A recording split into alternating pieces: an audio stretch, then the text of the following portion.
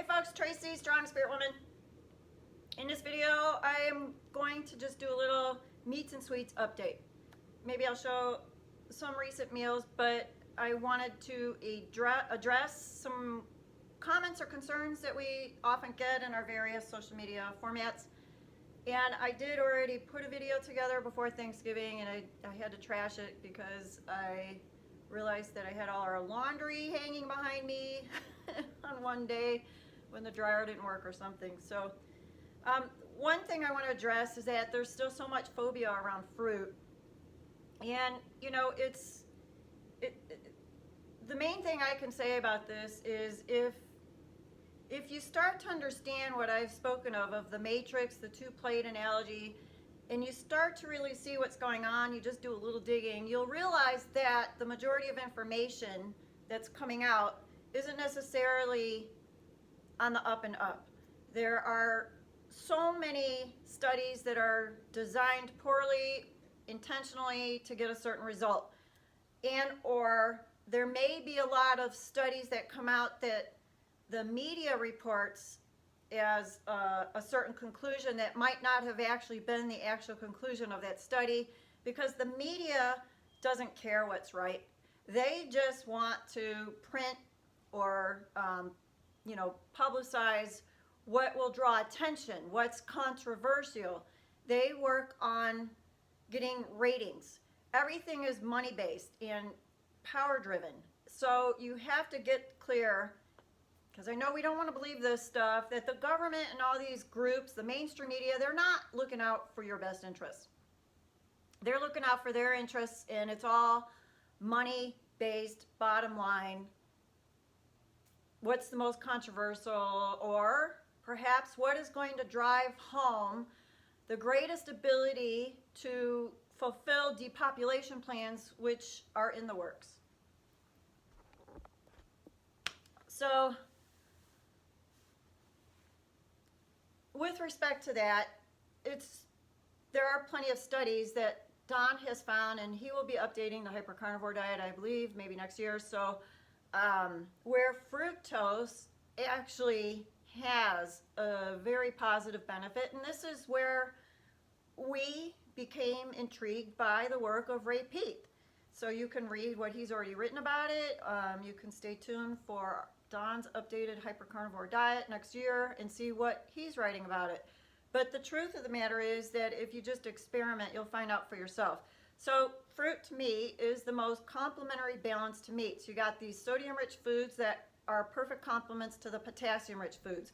Once upon a time, humans consumed a far greater percentage of potassium to sodium, and now it's flipped-flop, especially those people that are still eating a lot of processed packaged foods, which are high in sodium. Pretty much everything has salt and refined sugar added to it if it comes in a can or a box. So if you've been on a really low carb diet for a long time and you start to eat fruit, you might have digestive distress. You might get really bloated.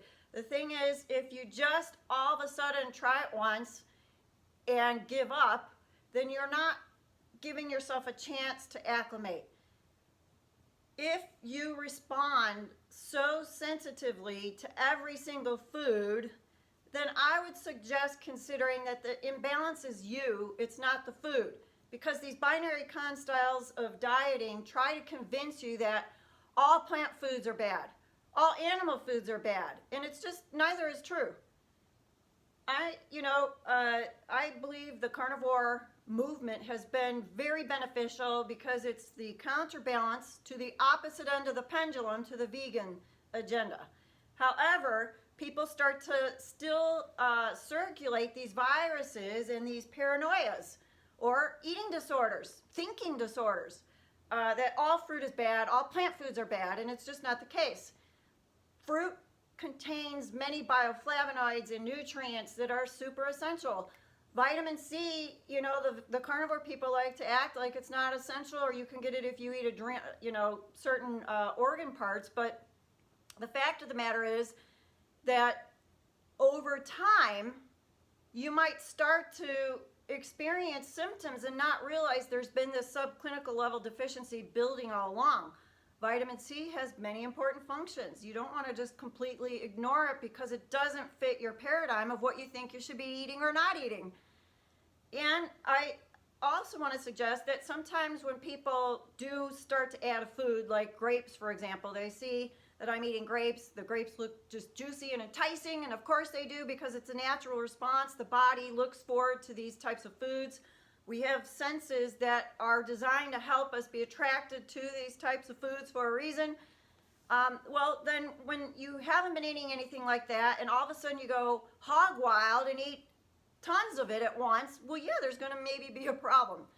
So, two things. One, if you just add a little fruit and you're really having all this digestive distress, then consider the fact that you're going to need some time to heal your digestive system and or your mental beliefs around food. Because a lot of what goes on is that we've been so programmed to think that these foods are bad that we have created these psychoses that are probably triggering symptoms, at least in part. Secondly, you may need to take some time to heal your gut, and that could take several things. So what happens is when we go from this pendulum swinging thing, you know, the body has to get readjusted to eating certain types of foods. You might need to take digestive enzymes. You might, if you were first on a really low-fat diet, need to take ox bile or artichoke heart to stimulate bile flow to help with digestion and elimination. These aren't bad things to do. The other thing that I find irresponsible in all of these movements is that everyone likes to claim that their diet is so perfect that you don't need supplements, and it's just not true. We just live these lifestyles that are so much more unnatural. We have artificial lighting and electromagnetic frequencies bombarding us daily. We mostly live in cities. The majority of people live in cities, and there's tons of pollution, stress from commuting, stress from trying to do too many things at once, and on and on. The soils have been completely depleted of the nutrients they used to contain. And anyway, supplements can be your friend. Sometimes you just may need to take certain things for the rest of your life. Some people may need to take enzymes the rest of their life. But do you want to feel well? Do you really want to heal your body so that you can enjoy life and not be so rigidly restricted to just beef and water? I mean, if it's working for you and you enjoy it, have at it. I don't mind what people decide to eat, but I'm just trying to help people see through the mental blocks that I know exist. The resistance is because of all the training, the subliminal programming that's there. It gets us all freaked out, and it affects our nerves, our hormones, and our digestion. There's so many nerves associated with digestion that you cannot disassociate your emotional state and your stress and your beliefs from how your digestion is working. So we always want to be in control, and we want to think that the very last thing we ate right before a digestive upset, bloating or gas or whatever, is that very last thing we ate. And it's not necessarily the case. Your whole digestive system may have a ton of endotoxins, and it might take some time to reacclimate, heal the gut, heal the dysfunction that's going on. For those that may watch Danny Roddy, he ended up taking some type of antibiotics to heal his gut. He had all kinds of food sensitivities, and that turned things around for him. It's not a therapy I'd actually started or tried at all, but if you're interested, go watch some of his videos. But anyway, the point is too that you have to start small. Don't just like gorge on something and then go, oh, well, that didn't work. I felt like crap for 2 days, and then give up. Forget the fruit. Start with honey and maple syrup. Get that fructose in some form. The studies show that fructose is needed in at least equal amounts to glucose if you're going to consume starchy foods to help the blood sugar metabolize better.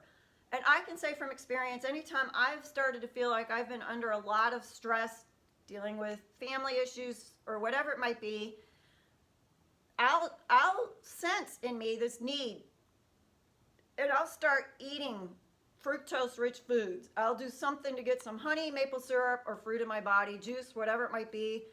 And once I have enough, it's like this calm returns and I'm cool. and I am not having blood sugar dips. I have a whole life history of chronic hypoglycemia, probably pre-diabetic, and that was happening on the vegan, high-starch, whole complex carbohydrate diet.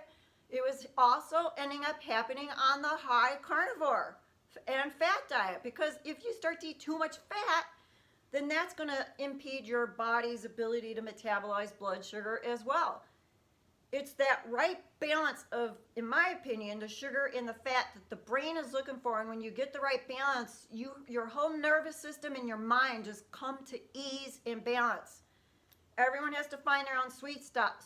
But if you're really challenged, then just start adding like a teaspoon, and then 2 teaspoons, and then 3 teaspoons of honey or maple syrup at a time. And I highly doubt you're going to have some crazy digestive reaction to that.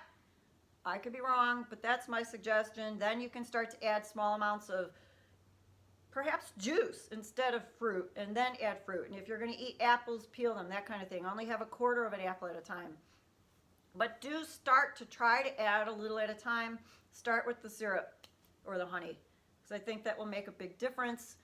I can't tell you how much more satisfying life is when you can find your real sweet spot and not feel like a slave to food or so highly sensitive that you're triggered to everything. And in this today's modern culture, we tend to just placate to the lowest common denominator, most victim sensitivity. Why?